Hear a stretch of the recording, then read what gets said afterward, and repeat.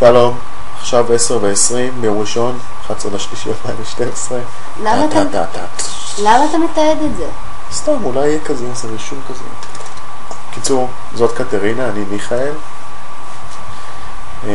קטרינה הגיעה הביתה לפני איזה 20 דקות. כן, הסערות. ושאלה אותי שאלה מאוד מאוד מעניינת. ככה הגעתי. כן. שאלה אותי שאלה מאוד מעניינת. באמת מעניינת. באתי והייתי ככה מדוכדכת ומאובהרת, ושאלתי את מיכאל, מה זה ערבות בשבילו? כן. מיכאל ענה לי. אני עניתי שזה צורת חשיבה, צורת מודעות, צורת חיים, משהו כזה. כן, שזו תשובה ממש מעולה בעיניי, בגלל כאילו נחזור קצת אחורה. מה שקורה זה שאני ומיכאל, אנחנו שנינו פעילים בתנועה חברתית, תנועת הערבות, שהיא תנועה, האמת היא סופר מגניבה. הבעיה היא אחרת. הבעיה היא שכשהיום נשאלתי מהי ערבות בשבילי, אז לא יכולתי להוציא מעצמי משהו פשוט. ואז נזכרתי במשפט הזה שאיינשטיין אמר, אם זה לא פשוט, אתה לא מבין את זה מספיק טוב. כן, אם אתה לא יכול להסביר משהו באופן פשוט, אז אתה לא מבין אותו מספיק טוב. שזה מאוד מטריד, כי אני תכלס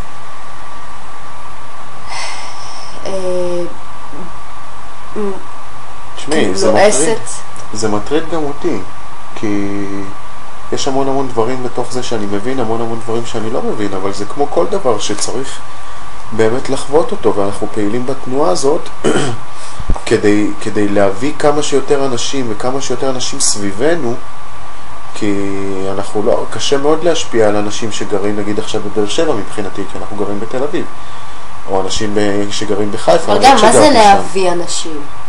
להביא אנשים למצב שזאת הגישה שלהם לחיים, ואז אתה... שזאת הצורת חשיבה שלהם. שזאת צורת החשיבה שלהם, כן.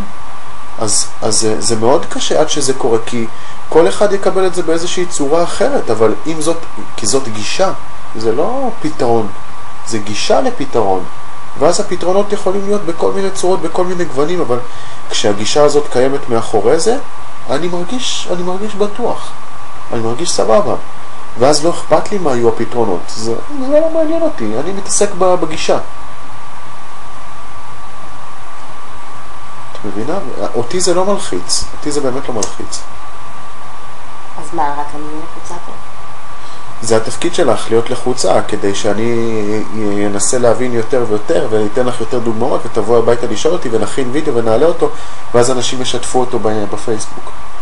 מעולה. כל אחד עושה את התפקיד שלו. כן, אם כל אחד עושה את... אנחנו מדברים, אתם משתפים, סבבה? סבבה. אני צריך, טוב? טוב, משפט אחד לפני זה, זה כבר מפרק.